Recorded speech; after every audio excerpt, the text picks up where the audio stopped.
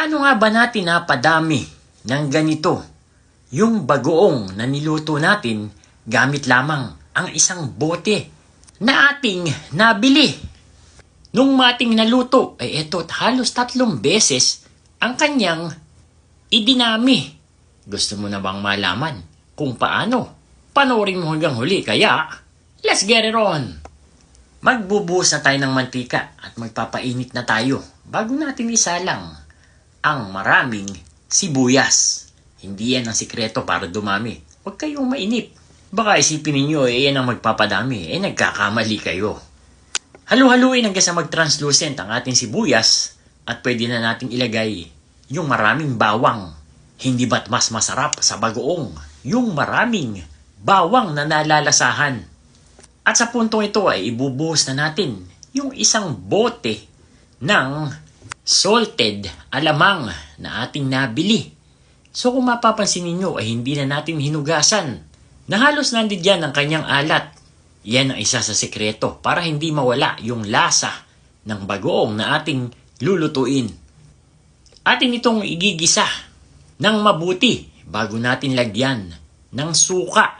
Alam niyo naman na ang suka ang isa sa nagpapatagal sa pagkain kapag atin itong nilalagyan.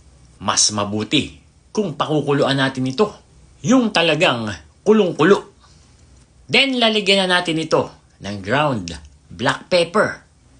At syempre, huwag niyong kakalimutan ang garlic powder.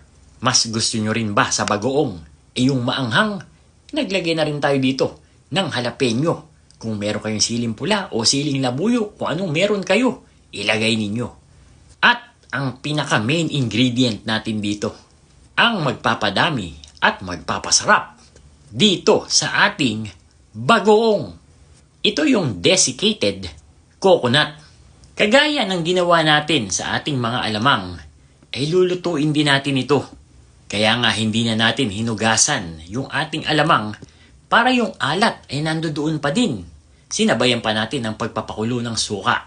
At para pambalance naman ng kanyang tamis, ay eto't naglagay tayo ng asukal. So tamang anghang, tamis, alat at asim ay nandito na sa ating bagoong. Nakita mo na, luto na yan. Kaya, and there you have it, Candy Nation, mga kadadilicious. Ito yung ating version ng pinaraming ginisang bagoong gamit ang desiccated coconut. Sa mga nagtitinda ng mangga na may bagoong, aba, kaway-kaway na kayo dyan.